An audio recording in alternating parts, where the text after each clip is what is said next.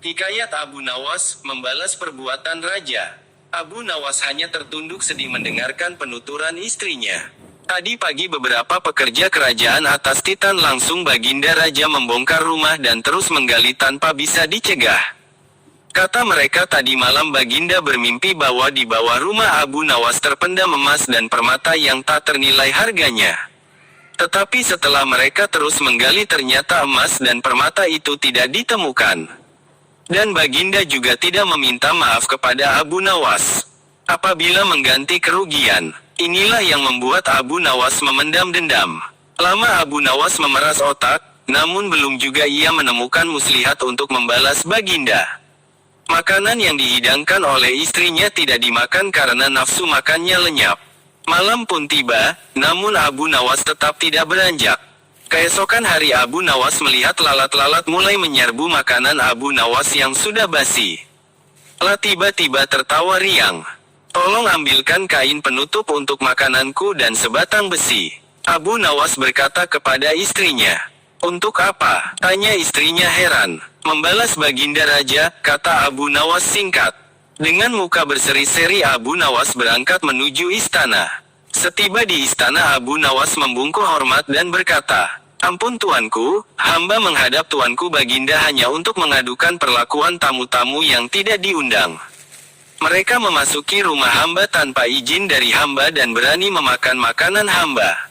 "Siapakah tamu-tamu yang tidak diundang itu wahai Abu Nawas?" sergap Baginda kasar. "Lalat-lalat ini, tuanku," kata Abu Nawas sambil membuka penutup piringnya. "Kepada siapa lagi kalau bukan kepada Baginda junjungan hamba, hamba mengadukan perlakuan yang tidak adil ini. Lalu keadilan yang bagaimana yang engkau inginkan dariku? Hamba hanya menginginkan izin tertulis dari Baginda sendiri agar hamba bisa dengan leluasa menghukum lalat-lalat itu." Baginda Raja tidak bisa mengelakkan diri menotak permintaan Abu Nawas karena pada saat itu para menteri sedang berkumpul di istana. Maka dengan terpaksa Baginda membuat surat izin yang isinya memperkenankan Abu Nawas memukul lalat-lalat itu dimanapun mereka hinggap. Tanpa menunggu perintah Abu Nawas mulai mengusir lalat-lalat di piringnya hingga mereka terbang dan hinggap di sana-sini. Dengan tongkat besi yang sudah sejak tadi dibawanya dari rumah, Abu Nawas mulai mengejar dan memukuli lalat-lalat itu.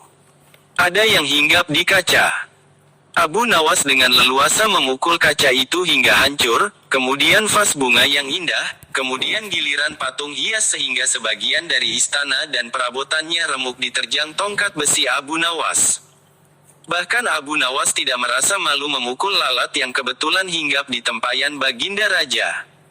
Baginda Raja tidak bisa berbuat apa-apa kecuali menyadari kekeliruan yang telah dilakukan terhadap Abu Nawas dan keluarganya.